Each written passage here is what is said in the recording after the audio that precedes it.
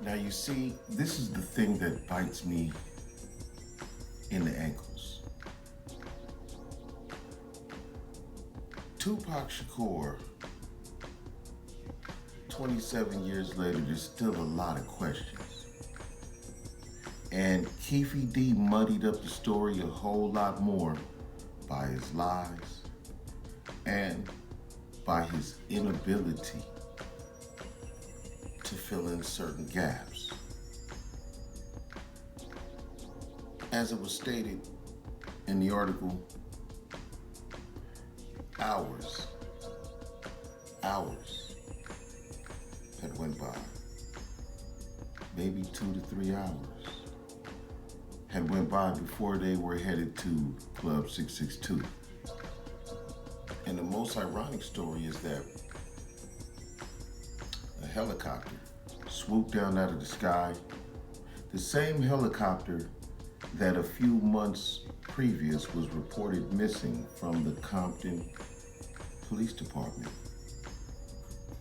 It was now ironic that a helicopter would swoop out of the sky, pick Tupac up, and vamoose into the sunset. I wonder if heaven got a ghetto. So I jumped in my Hummer and we drove to Vegas. Suge was at home. He was standing up, but he had like a patch of his hair was wrapped up. And he came and explained to us as far as what had happened. But he was explaining it to us like joyful. He was like, man, them started shooting at us. Tupac trying to jump in the backseat. I'm like, get down. I pull him down and he was like, he was saying it like Pac was gonna live, you know what I'm saying? Like, because that must have been the spirit that Pac showed him. Like, even when he said he was driving to the hospital.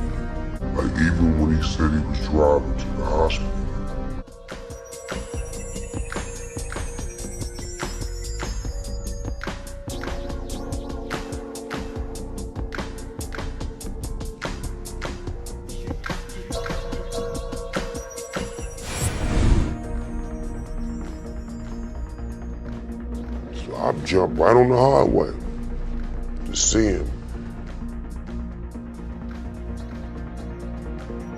I had a chance to sit there with him. At that time, me and him really wasn't eye to eye. It was all bad. Not to use their last names because they're concerned about their safety. They're speaking publicly about that night for the first time. Jim and I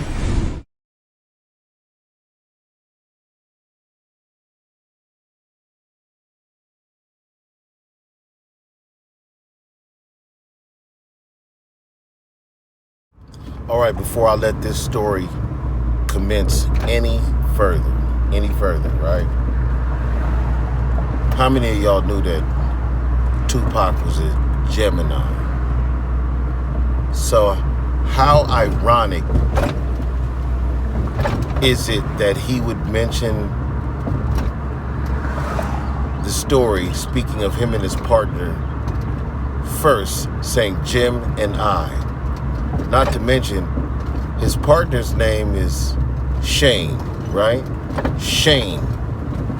So, if his partner's name is Shane, what was Tupac's name? Lassane, right? Maybe I'm putting too much on it. But Tupac was born as a Gemini. And why we refer to him and his partner as Gemini, even though we know it was Jim and Shane, in which he states did everything that we could and gave him every ample, but the general public doesn't know that. The shooting death of Tupac Shakur remains unsolved. But 20 years later, Jim and Shane describe an effort to save the 25-year-old man's life here at the scene they stumbled onto. The chaos, there was a lot of chaos, a lot of cop cars. Just as we started looking at each other to decide what we were doing, Metro told us to come in. They were waving us to come in. And then exiting their ambulance. Somebody met me at the back and said, "Go help my buddy." And my buddy shot in the car. So which ended up being Suge Knight. The whole car, was riddled with bullet holes. Death Row Records co-founder Suge Knight was the driver of the BMW Shakur was gunned down in. We brought the gurney up, over, just pulled him out. Pulled him out, and that's when, everybody was yelling, Tupac. There was another guy that was shot in the head. Jim and I believe they walked him over to the ambulance. He got in, and it ended up being Suge Knight who was grazed on the head. He wanted us to make sure that we took care of Tupac before him. And then with 3 Metro police officers inside their ambulance and a police escort, not typical protocol. It's a bad situation for me. And I pulled the door open, and when I pulled it open, the guy sitting in the passenger seat, who turns out later to be Tupac. So you mean to tell me that moments before Tupac was shot, literally a few minutes, right? They were pulled over by Metro Police, Las Vegas Police Department. And you as a bicycle cop on a high-profile night did not hear over your radio or was not given any sort of insight that Tupac and Suge Knight was pulled over a few minutes earlier for allegedly having loud music displaying from their vehicle. You mean to tell me you later on found out that the guy that you were helping was Tupac? So you didn't know who Tupac was due to the amount of fame, the police officers he shot in the past, the movies, and a guy in the era where long hair was very in fashion, had a bald head. You didn't know who he was at the time when he was shot inside that 750i BMW after they had just been pulled over and it was announced all over. Everybody's ready. Everybody can hear every broadcast and everybody's pulled over. And they're made aware of the situation just in case they gotta help. That's why they're bicycle cops, right? You didn't know who Pac was. Yeah. He kind of slumped out, came out with the door. So he's in the car, he's leaning against the door. And as I open the door, he kind of spills out. So he spilled out, and I just kind of grabbed him with one hand, and then I was pointing the gun at Suge with the other, because Suge is still trying to run up to me, and the guy's clearly a threat. He was also just absolutely gushing blood out of the side of his head, but he's acting fine. I mean, he's not incapacitated in any way. He's shooting blood out of his side of his head, and he starts yelling at Tupac, and he's yelling at him, "Pac, Pac," and he just keeps yelling, "Pac." And I can see, then I look down, I can see Tupac is trying to yell back to Suge, and he's just kind of not physically able to do it. And he's kind of, you can see him sort of mouthing, and they're in eye contact with each other. And he's trying to get something out to yell at Suge, and he can't get the words out. But he's still, he's fully conscious. He's moving. He's kind of squirming, and that's when I looked at him, and there was, an extensive amount of blood on him, and I saw that he had. I couldn't tell exactly where it was, but he had clearly had torso wounds, which are, of course, almost always going to be life-threatening. So I realized then this guy has a good possibility of dying. So I looked at him and I said, what happened? Who shot you? Who did this? What's going on? And he's just really just kind of ignoring me. He's not even, even though I'm right there holding him, he's just kind of not acknowledging my presence, and he's trying to yell back at Suge.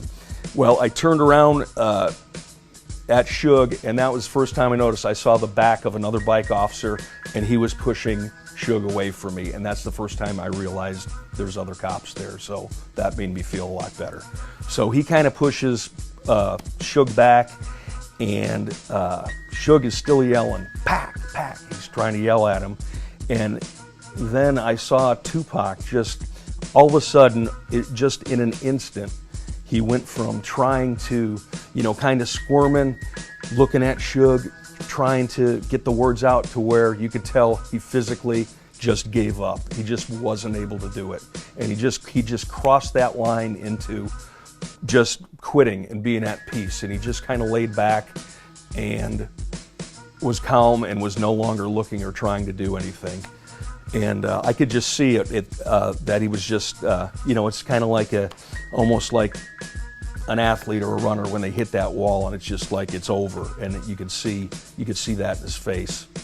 And I looked at him once again. I said, "What happened? Who did this? Who shot you?"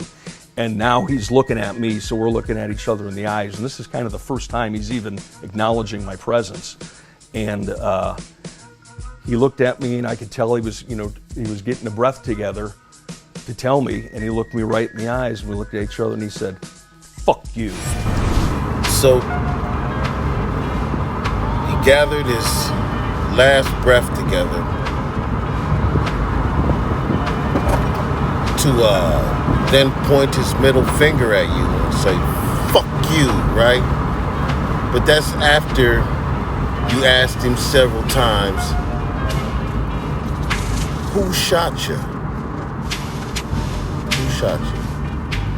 Isn't it the same words that Biggie said? Isn't that his song, "Who Shot You"? See, I had the balls to play the instrumental in the background of when he was using that verbiage. He said, "Who shot you?"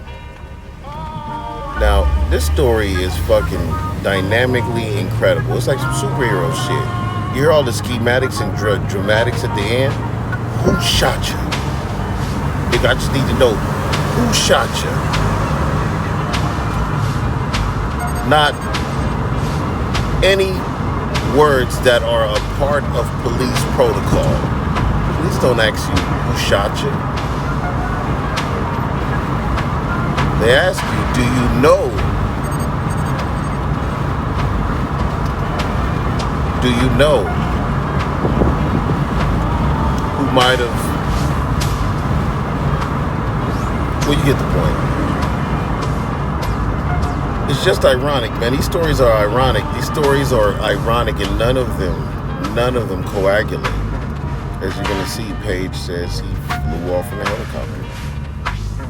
But I remind you that Suge Knight said he was in the back of the ambulance with Suge, laughing and joking. Asked him to hold his chain for him and everything. But he barely had enough strength. He was gurgling and barely could muster up any words when the police was holding him. Also, I remind you that Edie said, Tupac said, "Get down. Get down." He was like, "Why?" He said, "Because y'all don't want the police to shoot y'all." That's what Tupac said. That's what Edie said. Who's telling the truth? The two paramedics, the officer, Paige, Snoop, Edie, they all have different accounts. It's like Matthew, Mark, Luke, and John, right? We're going to give you 4 different stories. It's let you choose from the story that you think is the best. Yeah, man, I don't know, man. This story stinks to high hell. It stinks to high hell. Then my man goes, "Do you know any last words?" And my man Eazy-E had a song called "Any Last Words." Pete. And he said it just like that, with the emphasis on that F to really let me know. That's how he felt. So he said that, and right after he said it, he just started gurgling, and you could tell he was in bad shape, and his eyes, he's starting to lose consciousness then, and his eyes roll back. And as it turns out, that would be his last conscious moment. His last words.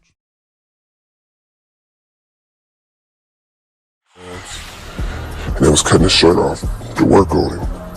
And Pac said, hold up, wait, Simon, keep my chain for me.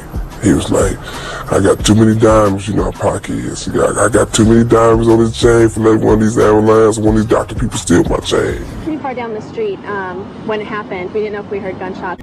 Into the helicopter away, he had been shot.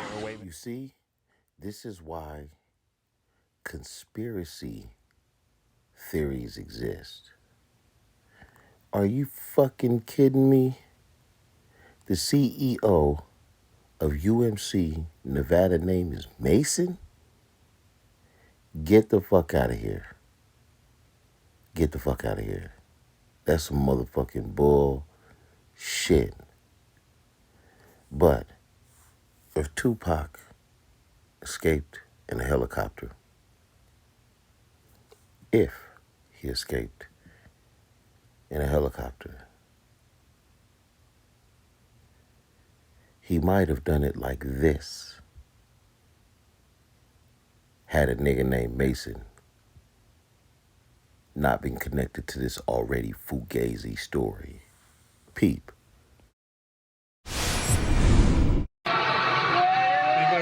Inmates can be heard cheering from inside the jail. You can just about make out the helicopter flying off into the distance. On board, notorious French gangster Redouane Faïd. Here's how the brazen jailbreak went down. Heavily armed men took a terrified flight instructor hostage at a nearby flying club, hijacking his helicopter. They forced him to land at the one part of the prison that did not have anti-aircraft netting. Armed with assault rifles, two masked men used smoke bombs and power tools to make their way to the visiting room, where Faïd was meeting his brother. The wardens weren't about to argue. The getaway was over in less than 10 minutes without a shot being fired. Police found the chopper dumped by a highway around 40 miles away, the insides torched, the pilot shocked but unharmed.